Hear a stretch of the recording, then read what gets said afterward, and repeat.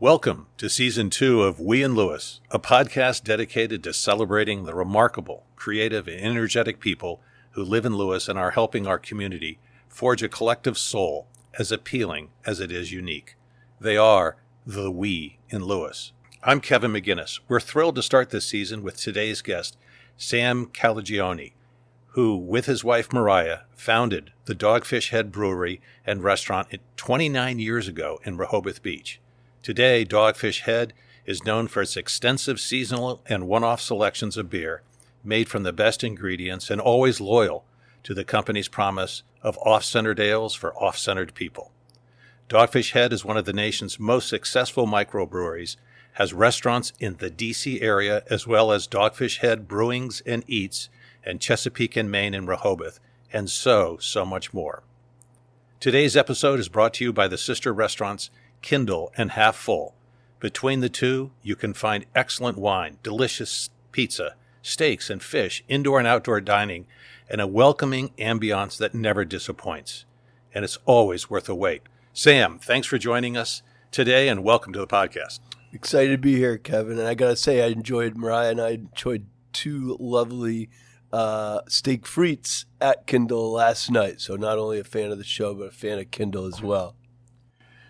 Back in New York City, when you first told your friends that you were going to open a brewery, did you imagine your idea would turn into the empire Dogfish is today? No, the word empire was pretty far from our imaginations. I'll say that even though we knew it was going to be hard as a 23-year-old to raise money to build a big brewing system, and I knew we'd start really small, it was still my dream, and I described it in the business plan that we would sell our beer from coast to coast. And I built like a forecast of how many cases I thought that could be over 5 years, or maybe it was 10 years. And it's certainly less than we ended up making and distributing. So yeah, the scale certainly exceeded our wildest imaginations. How did you anticipate in 1995 that this part of Delaware was ready for a microbrewery? It was not a lot of foresight that kind of went into the decisions in that era, to be honest with you. Like, really, I was writing the business plan to open the brewery in New England somewhere where I grew up. I met my wife, Mariah, who grew up in Milford, Delaware, at a high school in Western Mass, that her dad, a wonderful entrepreneur from our area, Tom Draper, who started WBOC and all the affiliated other, entertainment, radio, and TV stations. So I met Mariah up there. We went to separate colleges, but we kept dating. And in the summers of our colleges, we rented apartments in Rehoboth. I worked at the Front Page restaurant, and Mariah worked in restaurants in downtown Rehoboth. So I got to know the area in that era, but tried to open the brewery in New England, couldn't get the money raised in time, and another brewery announced in Rhode Island. And when that other brewery announced opening, Tom Draper on the phone was like, "Hey, I got a buddy who was going to open the first brewery in Delaware and Rehoboth, and their space fell through and they punted on it. So if you got down here, you could be the first brewery to open in the first state." And I was like, that sounds like a good enough reason to me. Let's pack up and move to Delaware. And you were moving to Delaware to open a brewery at a time when it was unlawful to open a brewery in the state of Delaware. Is that right? Yeah, I didn't know it again. This is how naive I was about a lot of things. Yeah, it was a pretty poignant day when we were hanging the sign on the front of the facade at 320 Rehoboth Ave. And I had my little red pickup truck illegally probably on the sidewalk, and I was standing on the cab of it, taking off the old sign in front of the building, and Mariah was across the street with a pre-cell phone, digital camera. I was like, "Hey, get a photo of me getting the old sign off the building." And she got that, and then of the old restaurant that went out of business. But the really scary thing was when we took that sign off, there was another sign of another restaurant that had gone out of business behind that one. I was like, "Oh, geez, what are we getting ourselves into?" And then I nail up the Dogfish sign that's still actually inside our building in front of the stage, is the original sign from the facade.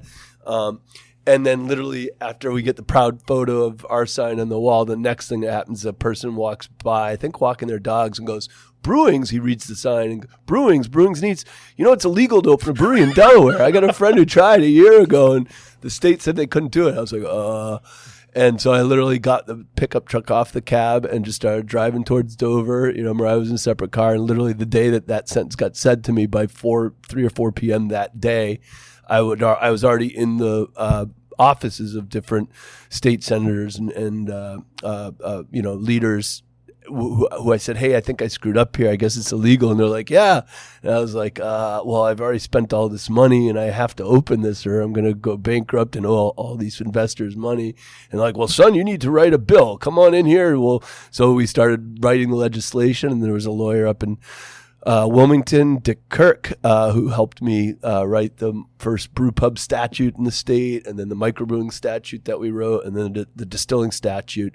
So, we were able to get those open, and obviously there's been a lot of other great entrepreneurial businesses that have taken advantage of that legislation and built this great culture of local beverage makers in Delaware. So it's grown significantly since then.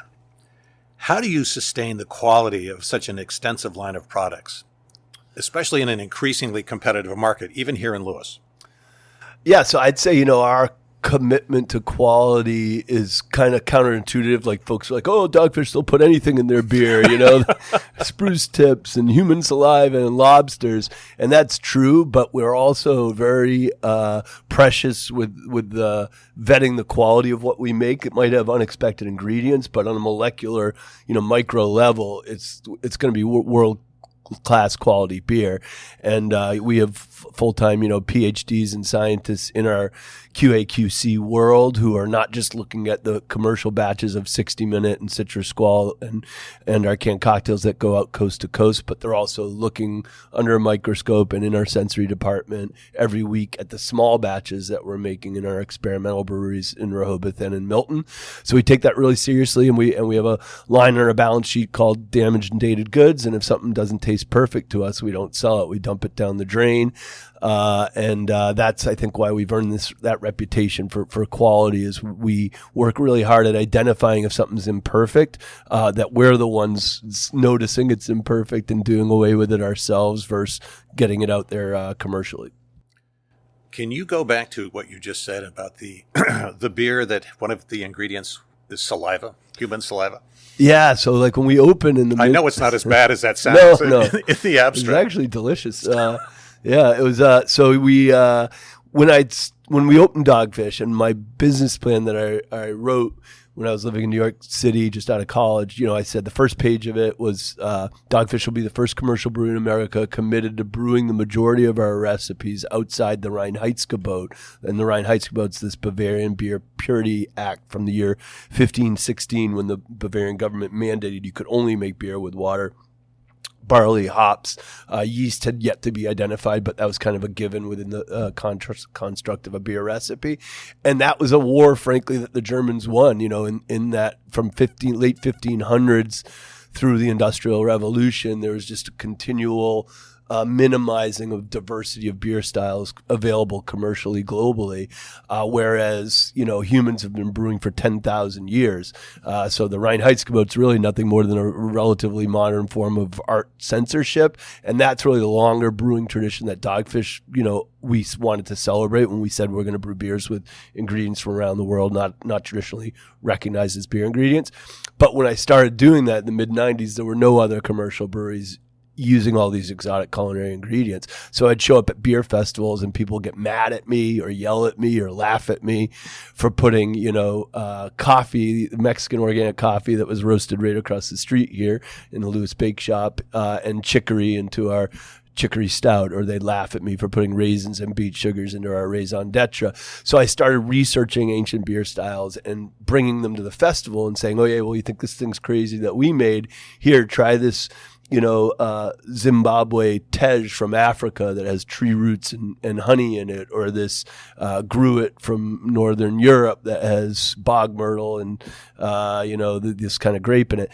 And one of the historic recipes I researched is the Central and Southern American tradition of brewing chicha, Chicha,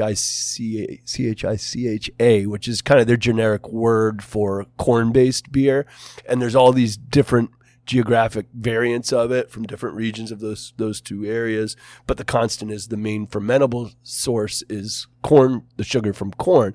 Well, corn, like barley in its raw, dried form, you have to do something to it to convert the starches to alcohol. In the modern brewing practice, how you do that is you use temperature, and there's certain enzyme conversions that happen when you have barley in a tank and you're brewing, and you ramp the temperature and it converts the starches to alcohol. But our ancestors, being as industrious as they were, figured out before, there was modern technologies that there's also natural enzymes in human saliva that can do that conversion work. So, trial and error many millennia ago, they figured out if they made cakes that they chewed on out of this corn and then left them overnight, that conversion would happen. And then they could just add water to those cakes the next day, and then natural yeast from the air would ferment it. So that's a tradition that we thought would be fun to bring back. And we brewed a chicha with strawberries and purple Peruvian corn probably 15 years ago, just at our brew pubs. And then we gave everyone who ordered a pint at the bar, you had to sign off on a waiver. And I remember it said, just, for your awareness, if you choose to drink this, you're drinking something that we made with all of our coworkers' saliva. And it was like one big giant tongue kiss of our company. And then it ended with, but we boiled the beer, so it's sterile, even though it was made with our saliva. And if you love it, great. If you don't, if it grosses you out, just don't order it. ... Spit happens is how the call to arms happen. And we brew the beer like every 6 or 7 years, because that's how long it takes us to forget how painful it is to chew that much corn. And then someone will be like, hey, we should brew chicha again. Then we do it, and we're like, oh man, that's super painful. And the circle's unbroken. It'll happen again someday. So you actually had on all of your staff, in addition to all the other things they're doing, they became official chewers. Is that right? At that day where you'd show up to work and you'd be given 2 buckets, one for one side of your desk and the other for the other. And throughout the day, we were asking you to chew out of that bucket as a corn, make the patty, and put it in the empty bucket.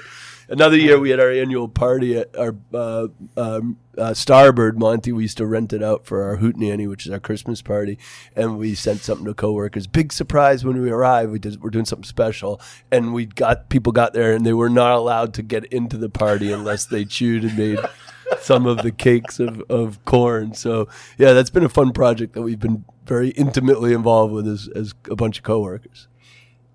Sam, we don't have time today to cover every beer you make or you've made. But given Lewes's historical orientation, because I also think it goes to the heart of your company, what was the genesis of your line of ancient ales? So, like I mentioned, when we started, we're brewing with all these exotic ingredients. People thought we were being disrespectful to brewing traditions, and consciously or not, they were probably referencing the Reinheitsgebot as the most recognized brewing tradition of what the ingredients could be. So, that's what got me researching the ancient recipes that preceded the dominance of the Reinheitsgebot. And some of them we just brewed on our own, like Sahti, which is a Scandinavian Finnish beer, filtered through juniper boughs, made with rye. So that was an early one, but it also led me to, there's this famous beer writer named Michael Jackson, who actually stayed at the Inn at Canal Square when he visited us here. And there's videotape of that. Of his visit? Arrival. Yes. Oh, wow. So he's, those of you listening that have an interest in beer and history, seek out Michael Jackson, not the one glove freak, but the patriarch of sort of the modern beer writing tradition. He was from the UK. And he wrote these books in the 70s and 80s that a bunch of first generation craft brewers really cut our teeth on. His book was kind of one of the Bibles, and The Joy of Homebrewing by Charlie Papazian was kind of the other Bible for us early craft brewers. But, Michael came here and he introduced me serendipitously. We were doing a beer event in Philly, and it was in the University of Pennsylvania's Archaeological Museum, this beer event, and this guy walked up to Michael Jackson and said, I'm a big fan of your work. I'm a molecular archaeologist. It's a new specialty in science where we now have the technology to analyze the residue found in the pores of clay from dig sites from tens of thousands of years ago, 5,000 years. And he's like, and right downstairs in my lab, I have the shards of clay from what's believed to be King Midas's tomb, a 2,700-year-old from. This sounds like a movie. This really is crazy, right? And he's like, and I've retro engineered what that recipe was the night they buried King Midas. They were having a funerary feast with this lamb stew and this beverage that was a hybrid between grapes and mead, honey and barley and saffron. And Dr. Pat McGovern was like to Michael Jackson, what do you think we should do? We have this discovery right here. And Michael Jackson just walked him over to our booth and said, well, you're lucky. There's a guy here from Coastal Delaware that's already brewing with all those exotic ingredients. Let me introduce you guys. And then that started a wonderful, collaborative. I just was with Michael Jackson 2 nights ago Dr. Pat McGovern 2 nights ago in Brooklyn for a wild beer festival. So we're still great friends. We did a beer together last year called Tree Thieves, a German 6th century recipe with mistletoe and different woods that we extracted yeast from. So that's been a wonderful way to talk to people about the long history of creative ingredients in beer with the validity of real science behind it versus just our own, following our creative muse to come up with it. We kind of like that ratio. Sometimes the ideas come from ourselves and sometimes there's some historic or artistic, impression that we're bringing into the world of beer. Anyone who's looked over your line of beers can't help but notice that you enjoy a certain irreverence when it comes to naming your products. I don't think many brewers would name a product Noble Rot. How do you come up with these? Usually it's, I'm a big for hobbies, I'm way into music and reading and I'd say art as well. So I just always have a notes thing going on my phone. And then I get up in the morning and figure out through the help usually of Mariah or Mark Safrick or Brian Selders, our brewers, which of the ideas I wrote down are worth pursuing versus which ones we should just laugh at and move on. And that actually happened this morning. So I was reading, there was a Prince, the musician, who's one of my favorites, died recently, and his estate is now going through his vault, and he only released like 1/100th of the songs he ever did. And there was a new song on a box set that he just released for an album, Diamonds and Pearls, which was from I think the 90s. And in the vault they found all these beats that he had just recorded and put names on, and just had some great crazy names, and one of them was Animals Doing It. DOIN it. Animals Doing It. So I sent that to our brewers. I was like, hey, we got to come up with a beer because yeast are single cell organisms who, they're expanding they're animals doing it in the beer. They're creating alcohol by converting sugar, or starches to sugar. And they were like, I don't know, Sam, about that as a beer name. So it's usually a process of trial and error where I'll suggest things and some of them move forward and some of them are shut down and you can't take it personally. If it's an idea I really feel passionate about, I'll push hard on it. But if it's not, I just throw them out there and see if they're galvanizing and if the coworkers want to embrace trying to make them come to life or not, So Mariah and the two gentlemen you mentioned, they sort of serve as the idea barriers if you're going on. The idea, filters for sure. When you talk about a new beer, you talk about you use the same phraseology you might hear from an artist or a sculptor talking about a new piece of art. Is beer in some ways an artistic medium for you? Oh yeah, 100%. And you got to be careful, that can come off kind of pretentious, because it's also like food stuff. It's part of a diet, I guess. But we've always approached it that way. And it was interesting when we were really starting that there was a passion for it as sort of a craft, and the craft mentality was more like carrying on a tradition, usually of modern beer styles, German lagers or English ales. But there was not a lot of talk about artistic expression with unexpected ingredients or processes. It was an industry that kind of had a snobbery for these. You have to go to school, a brewing school, and there's only these 8 great brewing schools in the world that you can get your degree from. And there was a little bit of an insider baseball snobbery that kept, I think, a lot of artistic creativity in the world of commercial brewing down. But then really it was an awesome story of rebellion. Like what's in the DNA of Americans is rebelliousness. And we got to a place in America where at pre-prohibition, and I know you had Andrew on from the Lewes Historic Society. Pre-prohibition, there were tons of breweries in Delaware and in every state, and beer was just part of a normal week's, supporting your community. You go out to the butcher, the baker, and the brewer and get your growler to bring home to your family, and all that color and local diversity in beer just got deleted in the Industrial Revolution, and a few international conglomerates eclipsed all these local players and took them out of contention. And we had like, I think 9,000 breweries in America pre-prohibition. At our absolute lowest in the late 70s, we were down to less than 100 in America. And then President Carter made it legal to brew at home, the home brewing law, and that really sparked the revolution of home brewers like friends of mine, Ken Grossman, who started Sierra Nevada Brewery in 1980, Jim Cook, who started Boston Beer in 84. They were home brewers that then their passion developed, and they took their hobby and made it their avocation and made it their vocation. And that really opened the doors for people, and the customers wanted that diversity and that flavor back, and the big breweries weren't giving it to them. So that really helped the craft brewing movement gain traction. You've always been very involved in every aspect of your business.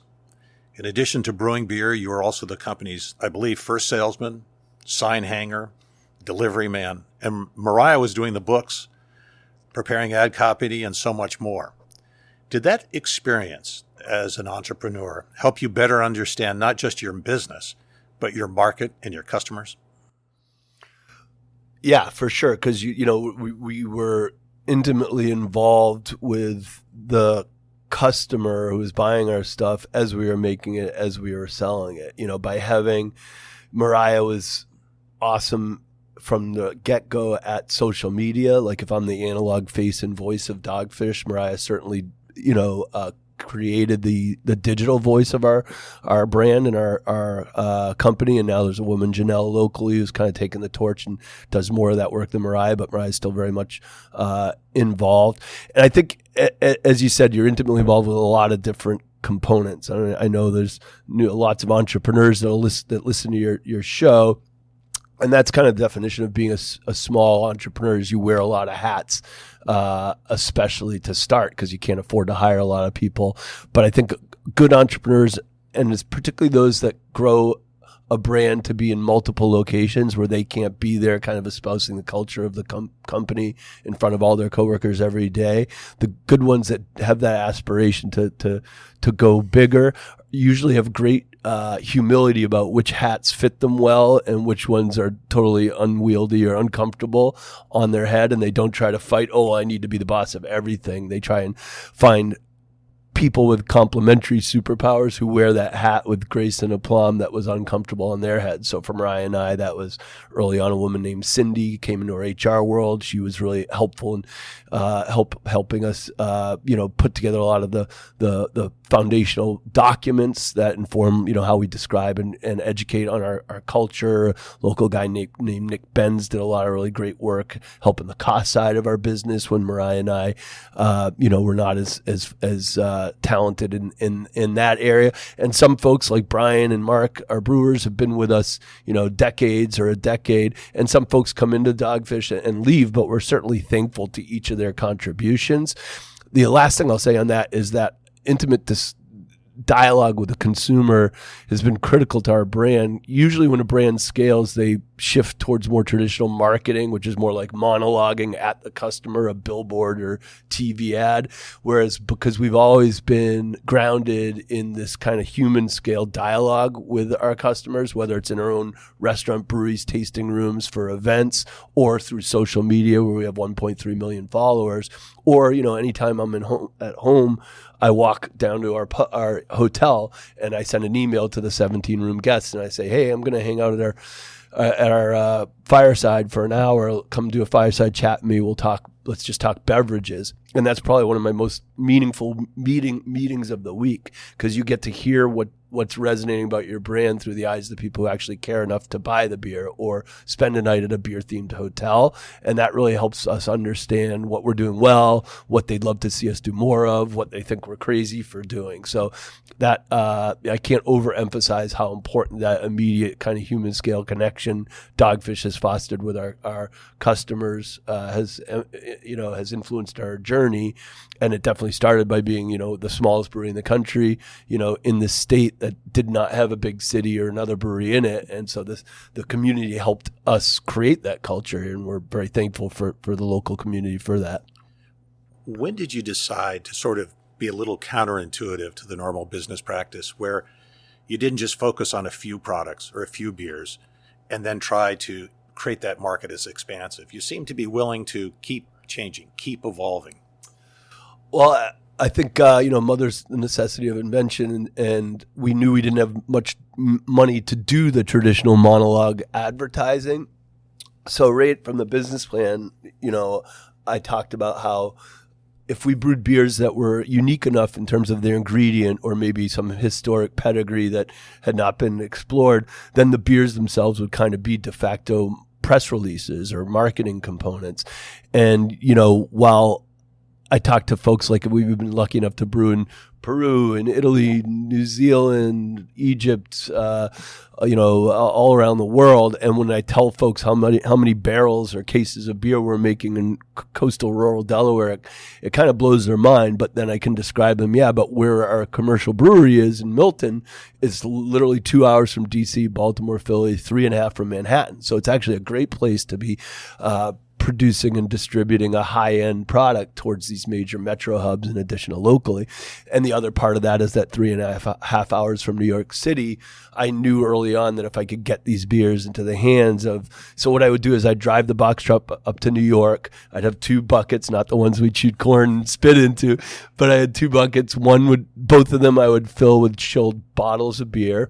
I'd drop the container or the truckload of beer at the distributor. I'd have 8 kegs down one side, 3 pallets in the middle, and my mattress on the right side, because I couldn't afford a hotel back then. I'd sleep in the back of the box truck in a parking lot somewhere in New York. But I would take the one bottle in the early part of the day and go to restaurant bars and try and convince them to serve my beer, give them samples. But then I would have called ahead, emailed ahead, faxed ahead, that's how long ago this is, to say the editorial team at Sports Illustrated or Food and Wine or Art Forum magazine and say, hey, I'm coming to New York. I brewed this beer that is based on this, Finland tradition of using juniper boughs to filter the beer and all these other, exotic ingredients. Here's the history of it. And say, I'd love to share it with your editorial staff. So it'd be like a free happy hour for them and a short presentation from me. And then that's how we got a lot of our national media. And so starting like in 98, 99, publications like Esquire and Food and Wine, the Today Show started doing pieces on our little brewery, and it really kind of coincided with craft beer taking off on websites like Beer Advocate and Rate Beer, so that we had demand really in front of supply for a long time, because people in Oregon or Chicago or Austin would see a story in the New York Times or Wall Street Journal or Esquire about Dogfish, and they would reach out to us and say, where can we get your beer locally? And then we could take those requests from local customers around the country, share them with distributors in those states, and that would drive them, buying pallets of our beer. So that really was critical to how we grew a national brand from such a small starting place. You mentioned Frank Zappa a moment ago.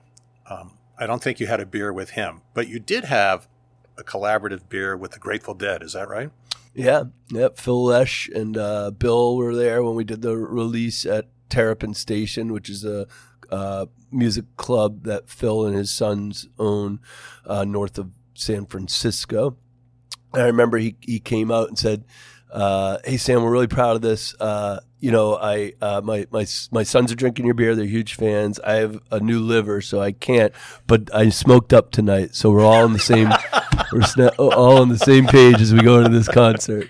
So that was a nice moment. One of the first albums I ever bought, and we talk a lot about storytellers, and that's really what we are. If you're anyone that's building a brand, that it's all about storytelling as your show is. And but I just remember being like 11 and choosing the album Shakedown Street just because of how cool the album cover was, and the name of the band, Grateful Dead. I had never heard a song from them, so it was so cool, a full circle moment to actually be collaborating with the band members on the American Beauty beer. Yeah, but you've also collaborated with people on a pickle company, a glass company, and soap. Is that right? Yeah, we do beer and beer infused shampoo and soaps. You can buy those at our Milton facility or even our little store within the Dogfish Inn here in Lewes, and at our Emporium store in Rehoboth. But yeah, we've designed our own beers. Dogfish and Sierra Nevada co-designed it, a glass specifically designed for IPA beers. We've done clothing collaborations with Woolrich and New Balance, Patagonia, album projects with Flaming Lips, Miles Davis's family, Deltron 3030, Pearl Jam. So yeah, we all find inspiration with different collaborative partners in different spaces that are kind of tangential to beer, but figuring out is there an authentic way we can make our brand resonate in this complementary space. And certainly the biggest example of that would be food, because we started as a restaurant brewery, and so food's always been part of our journey. And then now we've been distilling for 21 years. So we were really one of the first craft distilleries too, to kind of take our love of fermentation into literally another step of distillation as well as beer making. In the distillery, you make, by my count, vodka, rum, gin, and whiskey, to name a few. Mm-hmm. And my personal favorite by name, a coffee liqueur called Booze for Breakfast. Yeah. How did you come up with that one? So there's a punk rock band from the Midwest called The Replacements from the 80s and 90s. It's one of my favorite bands. And they have a beer called All I Want to Do Is Drink Beer for Breakfast. They have a song called that.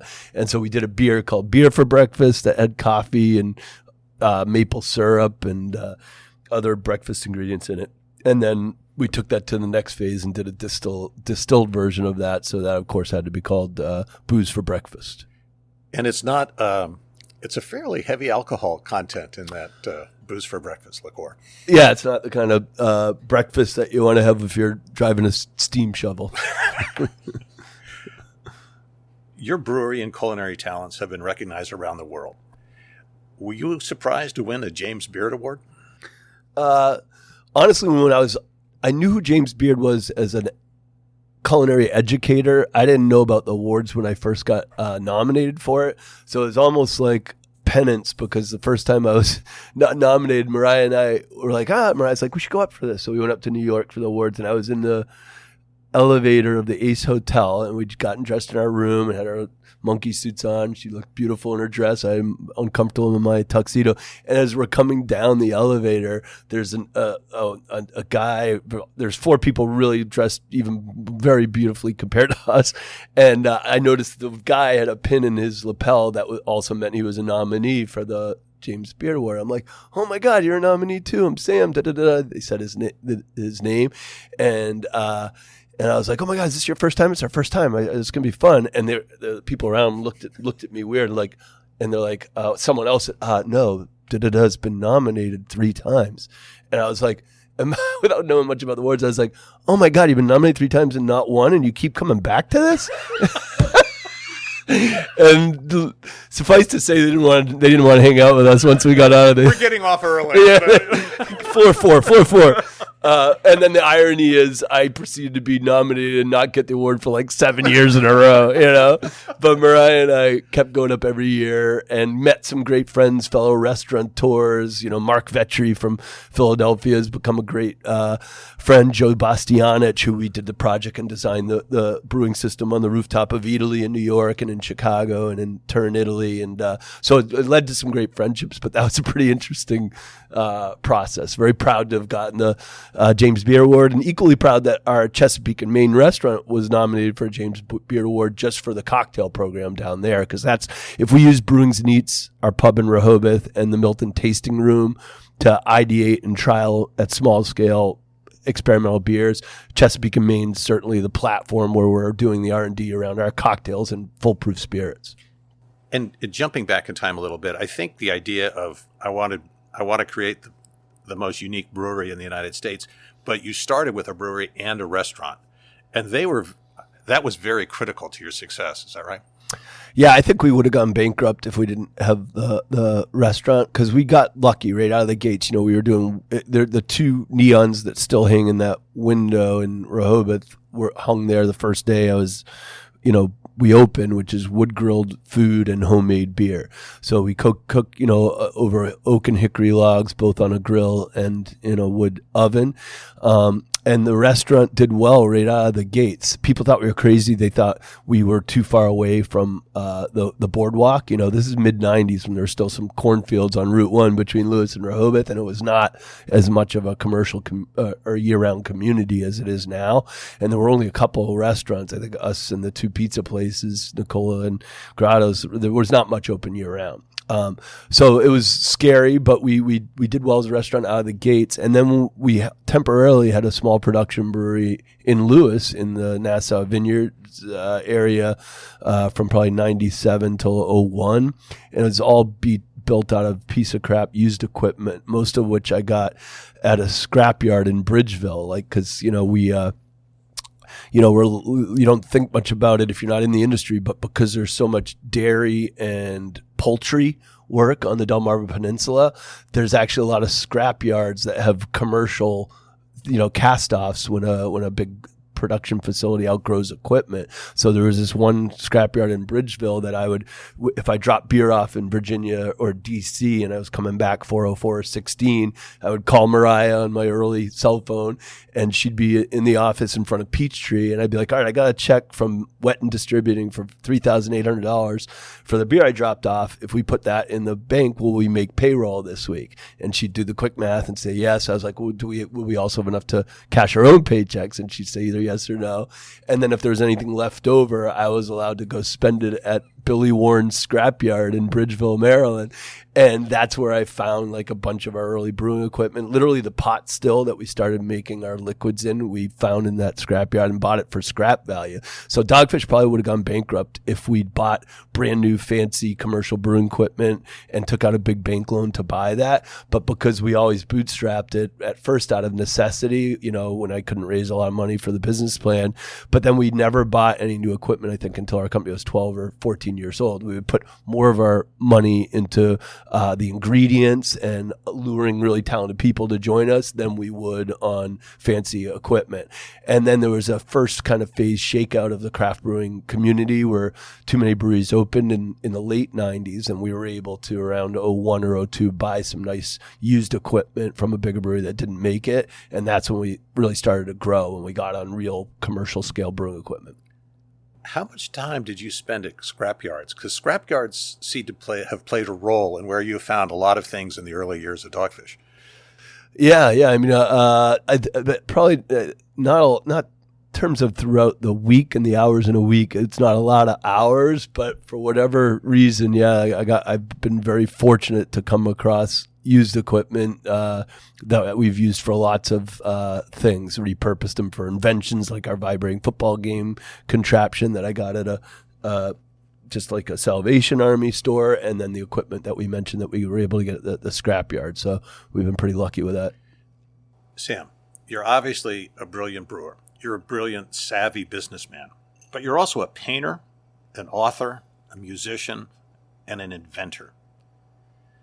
You just mentioned your NFL vibrating electric football game where people from my generation all probably had one, and the motor would break and you'd have to do it on the dryer. I remember those great days. How restless is your creative soul? So I would say it's still pretty restless. Like, I've never been diagnosed with ADD, and I know that's a serious infliction, but I do feel like I probably have ADD, and I've never once sought to know for sure if I did, because I kind of enjoy it. The inability to focus on anything for too long is probably one of the things I'm enjoy the most about how my mind works, and probably the thing Mariah enjoys the least about how my mind works, because she bears the brunt of that inability to pay attention for long periods of time. But that's still what I get the most joy out of. And for me, it's not even the scale of the project that we're working on. You know, the whole idea, like a business plan to me is the ultimate work of fiction, and it takes a group of people to take that concept that's on a page and turn it into a work of nonfiction. The same kind of holds true for any idea that we come up with, and we share it in an email or whatever, and then I rely on a bunch of coworkers who are more talented at practically the practicality about bringing a concept from idea to fruition. And that's still the thing I get the most joy out of in my work. And I don't even care if it's a project that needs to be a nationally released beer that goes coast to coast and is in a variety pack or our seasonal program every year, or if it's just an idea for a one-day festival in Milton where we're brewing 100 cases of a small batch beer. I really get the same sort of cathartic, reward out of the projects regardless of the scale of them. Given the premium you place on your own independence, what led to the sale of Dogfish Head to the Boston Beer Company? So yeah, Mariah and I and our coworkers ran Dogfish Head as a mom and pop for 24 years or something, 23 years. And our industry changed a lot. I mentioned there was one shakeout period in the late 90s when demand kind of was eclipsed by supply as too many craft breweries opened to sustain growth for that category. And similarly, like 5 or 6 years ago, we saw that, when Dogfish opened in 1995, for context, there was about 600 breweries in America. And then 4 or 5 years ago, there was over 9,000. So more than 10x the number. So as I'd go around the country, we grew our brand nationally on the backs of beer lovers seeking us out nationally and inviting us into their towns, into their distributors, into their cities from coast to coast. And in that era, there were not a lot of small breweries in a lot of other towns. So we could be in all the great beer bars in Chicago, in Austin, in San Diego, whatever. But then a lot of breweries started opening, and people would be like coming into a bar in San Diego. Hey, I just opened a brewery across the street from you. Why do you have a beer? I'm from Delaware. If I just opened across the street, you should serve my beer. And Dogfish didn't really have a big national sales organization, national marketing platform. We were not top 5 in our distributor's house in terms of priorities. We were this cult brand, but then these other small cult brands open coast to coast. So Mariah and I knew we wanted to stay within the definition of indie American craft, and there is a definition. We have a trade group called the Brewers Association that I was on the board of. And I was actually the chairman of the board of the Brewers Association when Jim Cook, the founder of Sam Adams, was on it, Kim Jordan, the founder of New Belgium, Ken Grossman, founder of Sierra, Gary Fish from Deschutes. And we developed this definition of an indie craft brewery, that it had to be less than X amount of barrels, X amount of market share. And we came up with an icon representing that. And I got to know those guys when we were on the board together. And so I became really good friends with Jim Cook. Dogfish was the first brewery in America that Sam Adams ever did a collaborative beer with, like 10 years ago. I was up in Boston working on that beer. I distilled rose water in our distillery, and I took the kegs of rose water up to Boston, and Jim Cook and I dumped them into the boil kettle at Sam Adams and added rose petals to the beer. And it was a really cool day. And I called Mariah. I'm like, oh my God, Mariah, they're just like us. They have awesome sense of humor. They want to have fun, but they want to win in the marketplace. And I got to know the Sam Adams folks. So yada, yada, yada, when our industry got really competitive, I knew it was going to be hard for Dogfish because we were in this weird middle size. We weren't a hyper local brewery anymore, but we didn't have national sales and marketing programs and resources. So we decided it would be best if we joined forces with another indie American craft brewery that had that scale and had a more diverse portfolio, so that our cultures are very similar but are complementary, but our portfolios are very complementary as well, being Dogfish IPA centric, canned cocktails, full proof spirits, sour beers. Boston Beer has Sam Adams, Twisted Tea, Angry Orchard cider, and Truly. So they don't compete in the same spaces, and they're more complementary. So away we went 4 years ago when we merged. Mariah and I didn't take any cash from the merger personally. We just converted our stock into Boston Beer stock, and we're still every day of the week working within Boston Beer. I probably spend 60 or 70% of my time on Dogfish focused stuff and 30-ish% on our other brands and my work as a board member, whereas Mariah runs the social impact team for our whole company, Boston Beer. So very much involved in our community work, as well as connecting all the brands to the causes that are dear to each brand's heart. It's been said that in the American educational system, you're taught to be an employee, not an entrepreneur. Was school a challenge for you? It was, I'd say, until college, and then it was again after college. So I did, Mariah and I met at a high school called Northfield Mount Herman up in Western Mass, where Tom Draper went, where Mariah and I's children went. And it's a school that's it's the most important place, other than my home here, to Mariah and I. It's kind of where we both met as teenagers and became adults together. But also Northfield Mount Herman it was started by an evangelical preacher, and unlike probably better known prep schools like Deerfield Academy, Andover, Exeter, it was not established to educate the elite of New England. It was actually, for the first, I think, 3 decades, they didn't take they didn't expect tuition. The school was for underprivileged kids, mostly inner city kids, who would be sponsored by their church or their community to come there. And the school had a working farm on the campus, and the kids had what was called work job. And you had to they were making the food, making the beds, stoking the coal furnace. And so the motto of the school was educating the hand, the heart, and the head.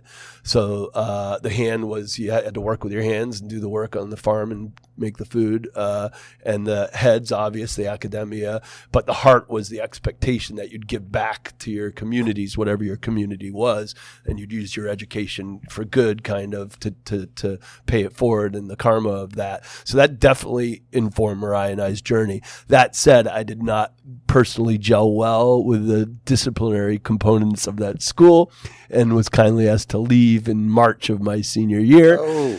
So I never graduated from college, or from high school. But I think 2 or 3 of the colleges I got into still were willing to let me come even without a high school diploma.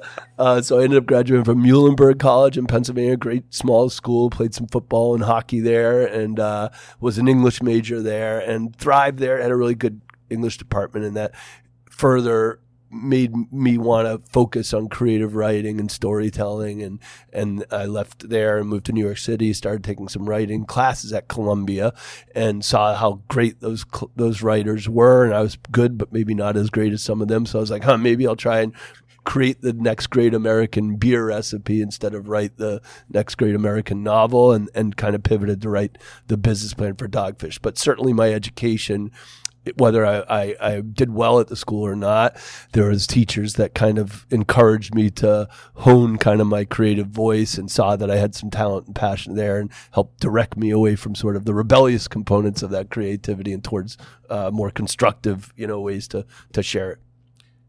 Throughout your books, the stories you tell, the stories you share, you keep coming back to the core partnership that you have with Mariah.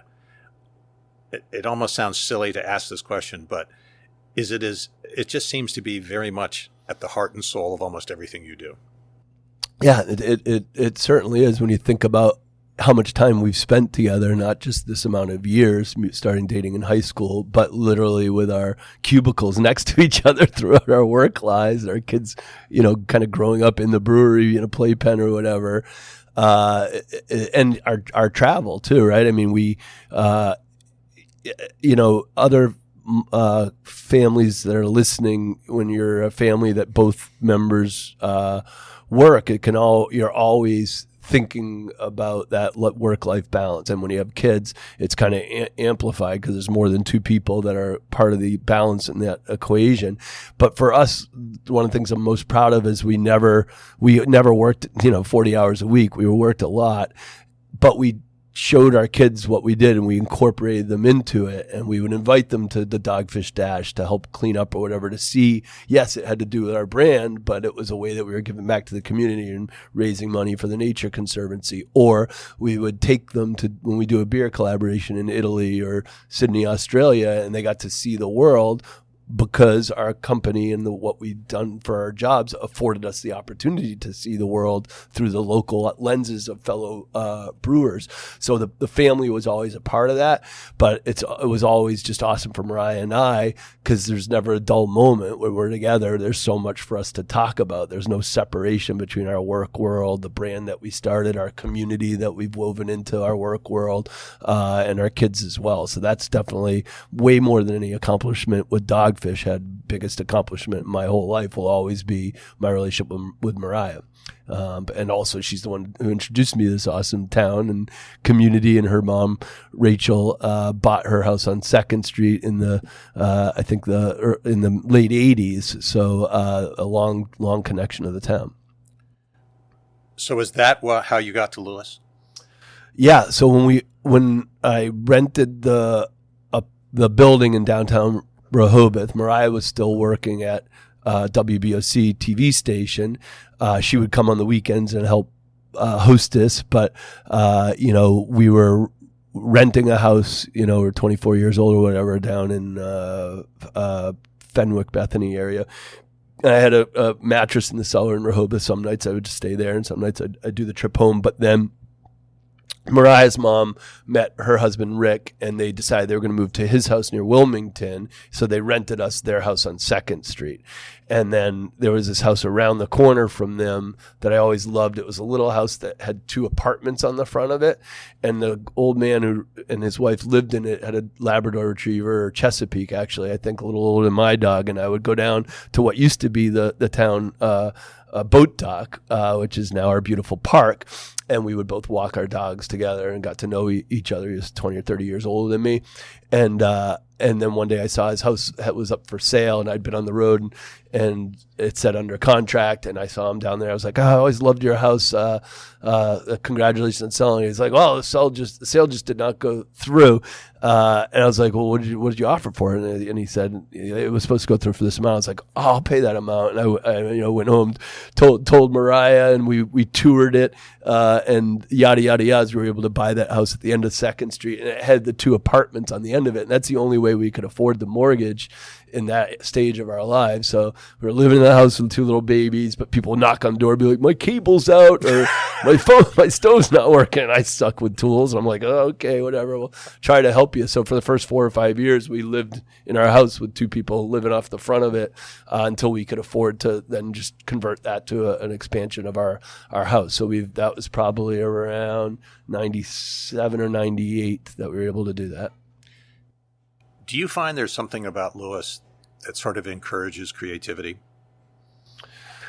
Yeah, I mean, I would say for the first thing for me personally is how the just accessibility of the beauty of coastal Delaware's Mother Nature. So every morning I start my day with either an hour paddleboard in our harbor between Lewes and Rehoboth, or an hour bike ride through Cape Henlopen, and just our access to Mother Nature, pristine Mother Nature that can't ever get developed, is so unique for this town, I feel. And we have Bay Beach, we have an ocean beach, we have an amazing network of bike trails that we've proudly helped to amplify that at Dogfish between the towns. And we hope someday next to get a spur into downtown Milton, not just between Lewes, Rehoboth, and Georgetown, and looking for the next 5 years of working on that. So that's, to me, the single most notable physical feature. And then I'd say the people, the diverse kind of melting pot of people. Frankly, I'd say we can keep doing a lot better on some definitions of diversity in our town, but at least the experience and where people have come from, diversity is, I think, pretty unique. And what's really cool is I mentioned that sense of head, heart, and hand that we get from NMH. You see that hand component come to life in so many ways from so many people in Lewes. I mentioned complementary superpowers at our company, and similarly, you see that so much in Lewes, of people who left their primary jobs in all these interesting industries or fields, profit and nonprofit, and have chosen to retire in Lewes, but want to engage in a way that's helpful and brings more goodness to the town. And I think that's a really noticeable point of distinction for Lewes. And I think our proximity to the nation's capital and the 4 cities that I mentioned, it plays a part in why we've been lucky enough to have both this tradition and all these families that are multi-generational, like Mariah's, who've been here for many generations, the Burris family, and a bunch, and then you got that tradition, but then you've got this influx of new people who are just as passionate about preserving and improving the community as the folks who have been here a long time, and that's a really unique dynamic, I think, that Lewes has. No business bats 1,000, not even Dogfish. Looking back on your career, if you could go back in time, is there one thing you would like to tell 30-year-old Sam not to do? Let's see. That's an easy one, because there's the one. Usually, every mistake we've made, I'm like, oh, God, that was an awesome mistake to make, because I learned this, that, and that. It was freaking painful. I won't forget that pain. So, and that's a good thing, because I won't go towards that pain again.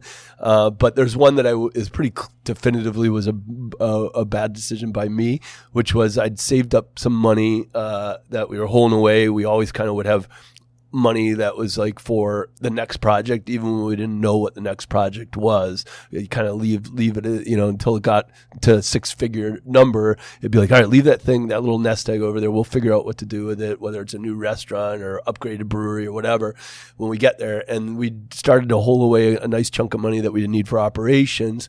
And I was like, it's getting harder to get stacks of our beer at the stores because everyone's fighting for the same stacks in the beer aisle. What if we come out with a beer-infused line of foods, pickles and clam chowder and bratwurst, and then that way we could get our beer stacks in those 3 aisles next to those foods away from our competitors in the beer aisle.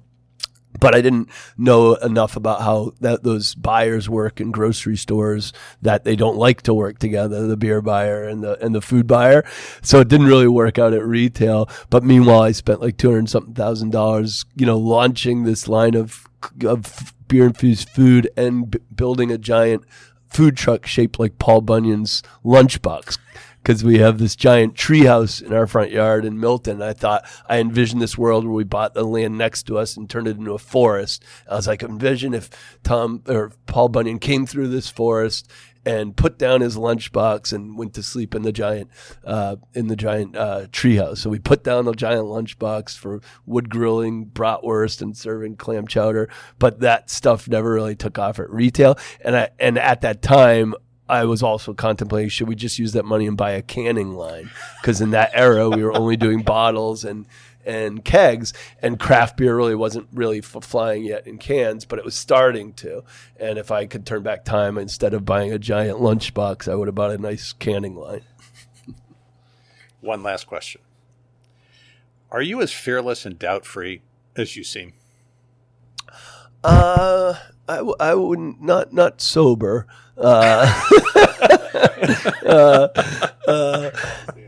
No, I would say, yeah. I mean, I would say I'm. I think my confidence has stood me well in my career, but again, I think Mariah, for the humility that she's instilled in me, from a pretty early age as well. And I've never called anyone that works at Dogfish Head my employee. Nobody works for me or for Mariah. We've always used the language of coworkers, and we all work for Dogfish Head. And when we're doing it well, then really Dogfish Head's working for us. So I've never gone into any phase of this Dogfish journey and be like, I did that. This was me. I've always recognized that it's been the contributions starting with Mariah from, vetting my business plan and being the first one to try my home brews and the pizzas I was cooking out on our deck, to all the other coworkers who joined us on the journey who have, informed it. And when I mentioned, the community of Lewes being, so special. Similarly, the sounding boards of my best friends in town, I got the Bowright family, the Ezekiel family, the Taylor family, who we were in the late 90s, early 2000s. There weren't a lot of children in downtown Lewes, families with young children. So we kind of found each other as our kids were going to Bethel and the local school systems.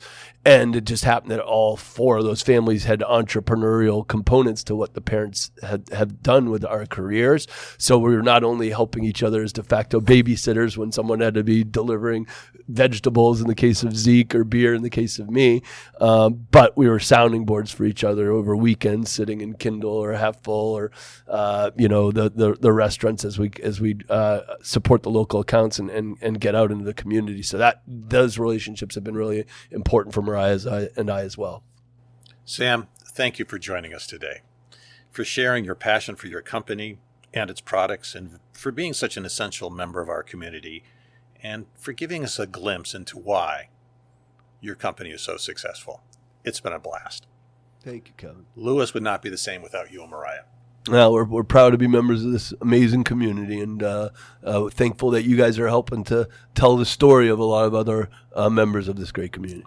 Thanks again. And thanks for today's sponsor, Kindle and a Half Full. You'll never leave them disappointed, and they always have a way of making you feel like a regular.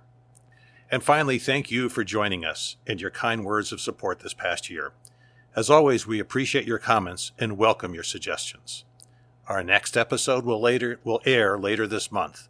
For more information and updates, please follow us on Instagram and Facebook under the We and Lewes, the podcast logo. Have a wonderful day, and please, the next time you're in town, if you can, stop and take a moment to enjoy the remarkable hamlet called Lewes, which some of us are lucky enough to call home. Till next time, this has been We and Lewes, the podcast.